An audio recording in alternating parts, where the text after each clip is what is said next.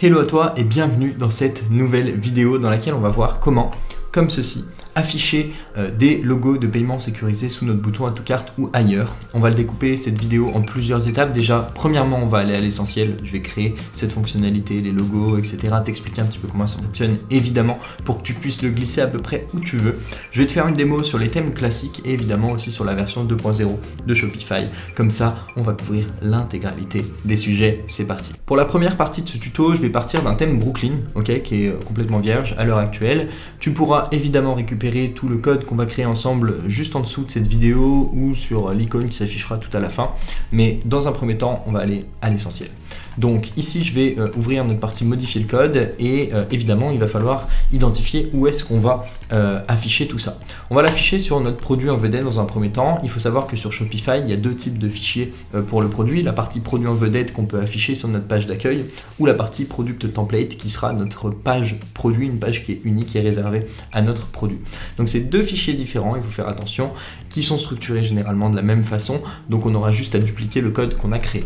Notre partie produit en vedette, généralement, s'appelle dans notre code featured product. Donc on va aller la chercher. Donc c'est dans hop, snippet, section, et puis dans template et dans featured product.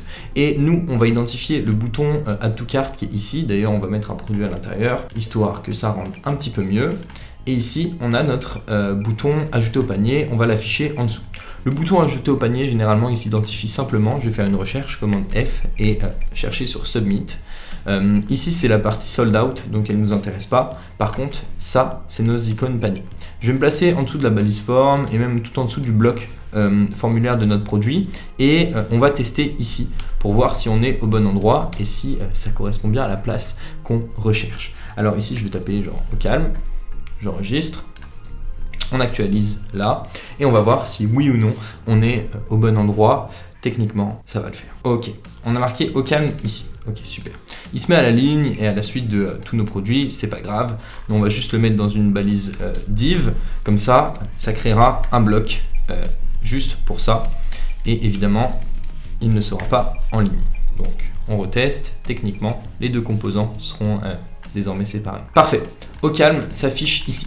Donc, dans un premier temps, on va afficher une image. Pour afficher une image en HTML, on utilise la balise image. Donc, img, src, qui prendra évidemment notre logo, qui sera la source, une balise alt pour le référencement, et c'est tout ce dont on a besoin. Maintenant, ce qu'on peut faire, c'est y aller à la méthode simple. On va revenir en arrière, on peut aller dans nos fichiers directement sur Shopify, donc paramètres, puis fichiers. Et dans les fichiers, j'avais déjà inséré notre logo, sinon vous pouvez importer des fichiers et insérer votre logo. Vous prenez le lien juste ici, hop, on le met là, et en alt, on va mettre logo payment. Ok, pour l'instant, rien d'éditable, juste nos logos qui sont affichés en dur, on appelle ça comme ça, c'est-à-dire que ce n'est pas modifiable par l'utilisateur final. Par contre, ça répond bien à notre besoin de base qui est d'afficher des logos.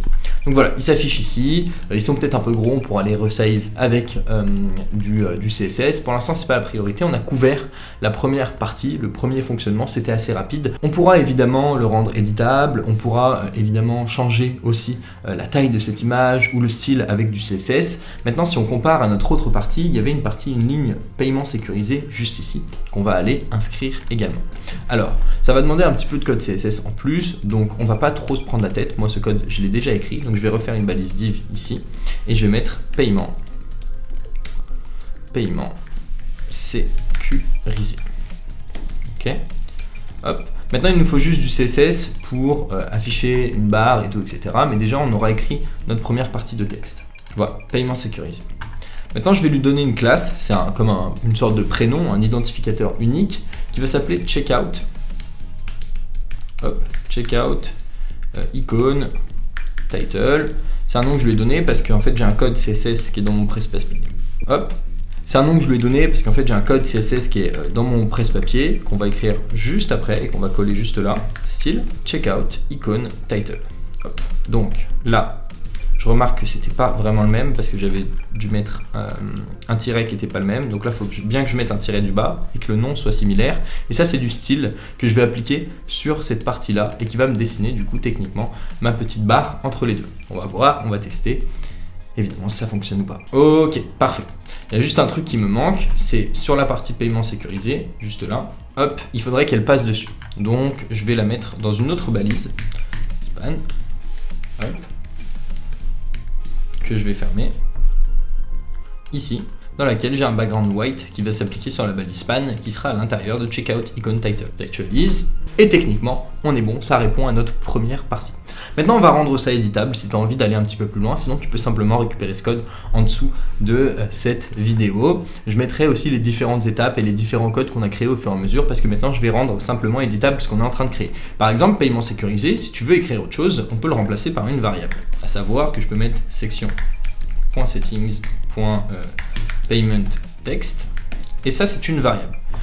Cette variable n'a pas de valeur à l'heure actuelle, donc si j'actualise, il n'y aura plus rien d'écrit. Simplement, il va falloir aussi nous qu'on aille définir la valeur de cette variable que tu pourras définir toi à gauche dans les paramètres. Donc là, on n'a plus rien qui est écrit, notre balise span est vide. Si on l'identifie, hop, il n'y a absolument rien dedans. Ok, maintenant descendons un petit peu plus bas, on peut se mettre dans les paramètres, c'est ici qu'on va définir les valeurs de nos variables.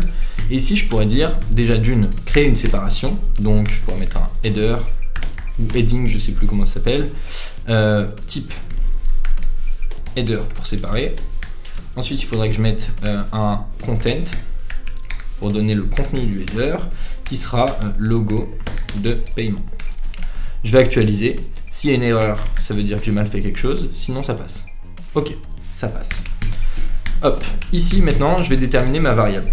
Ma variable, on a dit qu'elle a un ID et cette ID est égale à logo payment ou payment sécurisé, je ne me souviens plus. Je lui avais dit qu'elle s'appellerait, juste ici, en dessous, payment text. Ok, on va retourner en bas, et on va reprendre notre idée, payment text. Hop.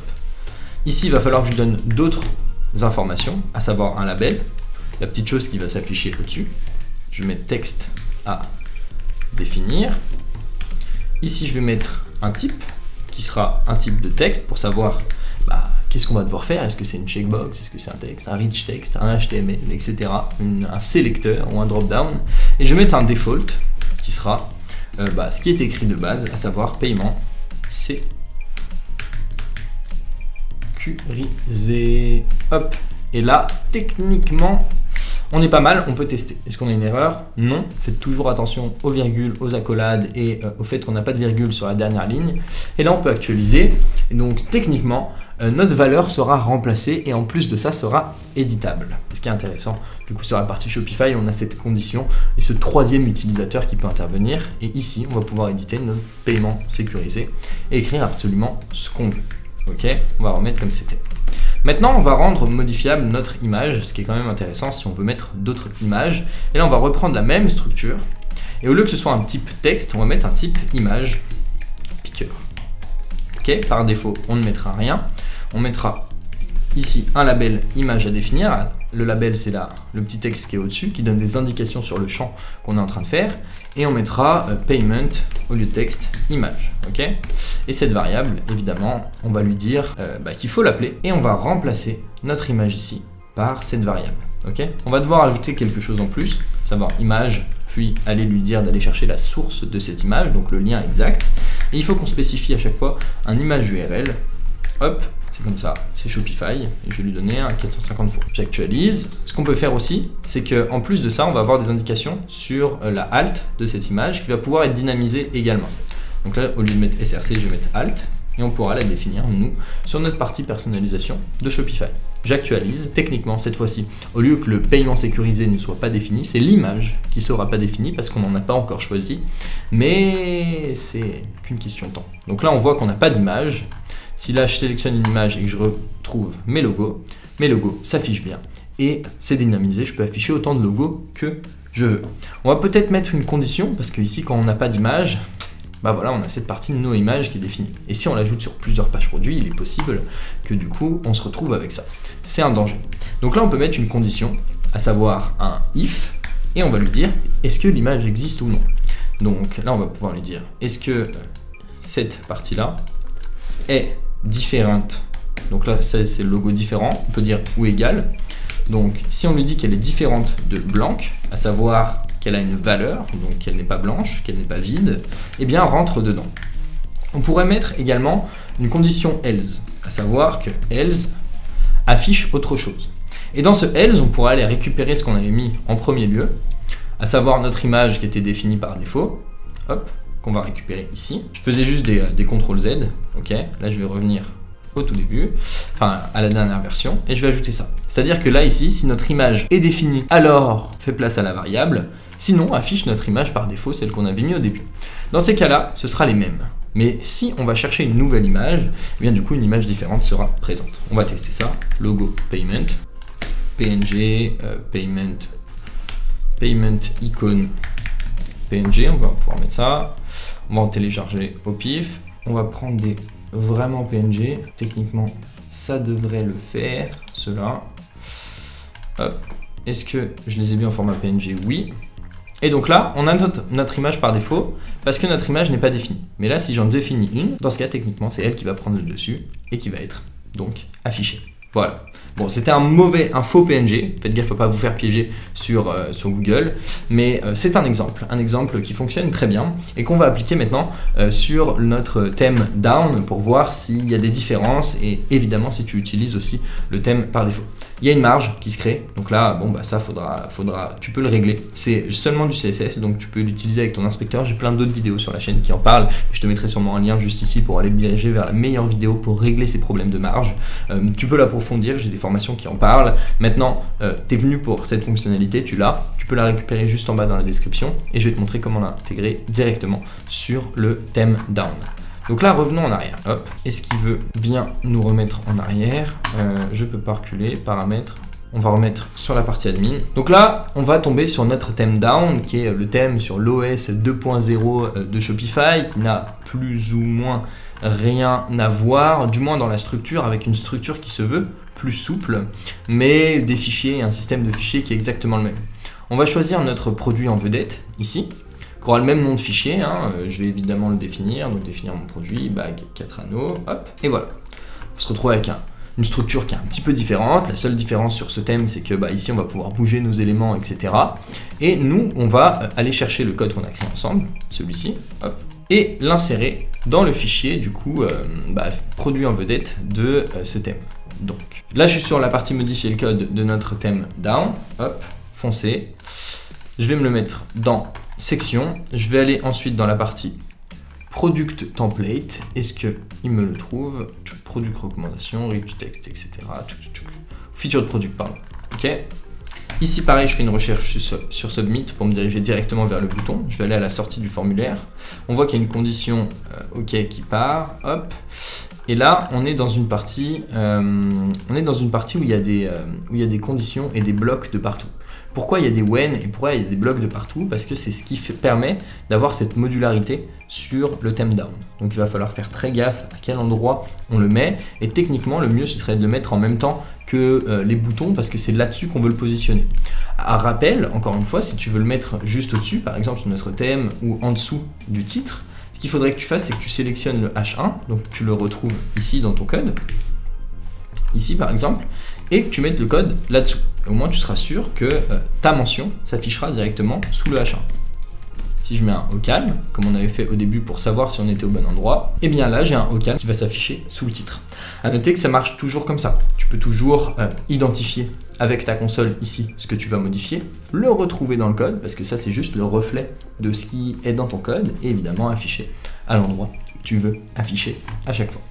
Bref, reprenons sur notre morceau de code qui est toujours dans notre presse-papier, donc ça à la limite on s'en fout.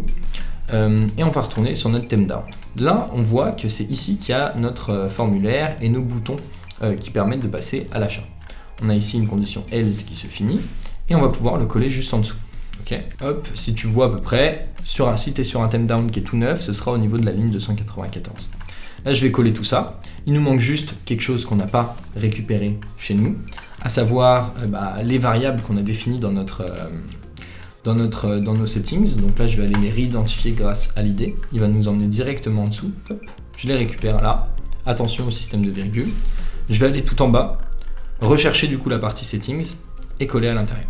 J'actualise et techniquement, on va les retrouver directement chez nous, du coup, sous nos boutons Add to Cart. Yes, ça marche. Maintenant, on a peut-être un petit problème, c'est-à-dire qu'il sort de la structure de base du thème et pour ça, il faudra juste lui redonner une taille, et pour ça on peut utiliser l'élément width en CSS et le redonner à 100%. Ok, on pourra le mettre directement sur notre code et le code qu'on a collé pour être sûr et certain qu'il soit toujours à la même taille. Et on va mettre une variable, un attribut de balise qui soit style en mettant une width à 100%. Voici, on actualise, on voit si ça marche et techniquement, il n'y a pas de souci parce que ça fonctionne. On pourra plus tard le mettre dans un bloc et rendre cet élément modulable, modulaire, tu l'appelles un petit peu comme tu veux. Dernière partie de ce tuto, je vais te montrer comment le faire sur la partie page produit, parce que là évidemment je t'ai dit c'est deux fichiers qui sont différents, et si moi je navigue sur la page produit par défaut, eh bien je ne le trouverai pas. Donc retour sur notre thème par défaut, notre thème Brooklyn sur lequel on bossait, je vais reprendre ce code là, et je vais aller cette fois-ci dans la section Product Template qui représente et qui régit notre page produit. Je vais réidentifier comme d'habitude notre partie submit, beaucoup de répétitions mais ça permet vraiment d'enregistrer ce qu'on est en train de faire. Je vais ensuite le mettre sous la balise div ici qui ferme et je vais aller chercher également mes parties donc de schéma qui vont me permettre de rendre personnalisables mes éléments. Donc là ici, hop, je copie tout, je vais dans Product Template, je le mets tout à la fin ou pas loin de la fin, on va réidentifier les presets, Media, Stacked, Checkbox, Checkbox, ok, on va pouvoir le mettre ici, parfait. J'enregistre, pas de problème, j'actualise, et là on se trouve directement sur notre page produit, on va voir si oui ou non ça fonctionne techniquement. Il n'y a pas de gros changements parce que la structure de fichier reste la même d'une partie à une autre, et c'est bon, on la retrouve ici, page de produit, on va pouvoir le définir là. Par défaut, eh bien c'est notre image par défaut qui est mise, par contre si je mets une autre image par-dessus, eh bien c'est elle qui prendra une valeur, et elle est disponible sur toutes nos pages produits. On a une nouvelle chose qui s'est créée sur Shopify maintenant, c'est la partie métadonnées. Ça ne s'applique qu'aux thèmes qui ont une version 2.0 et donc un sélecteur de quantité là-dessus, comme sur le thème full stack ou sur le thème down de Shopify qui a été mis à disposition gratuitement. Malheureusement, pas sur les anciens thèmes Shopify qui n'ont pas été adaptés à la version 2.0, donc tu ne pourras pas bénéficier de cette source dynamique qui te permettrait d'avoir une image différente par site. Je ferai sûrement une vidéo pour t'expliquer comment on migre tout ça, etc. En tout cas, j'espère que celle-ci t'a plu. N'hésite pas à t'abonner à cette chaîne YouTube si tu veux plus de contenu pour personnaliser ta boutique Shopify et avoir des éléments qui te permettront de convertir plus de visiteurs à la fin. Récupère ton morceau de code juste en dessous dans la description de cette vidéo ou sur le lien qui va s'afficher juste ici. Et je te dis à toutes dans une prochaine vidéo.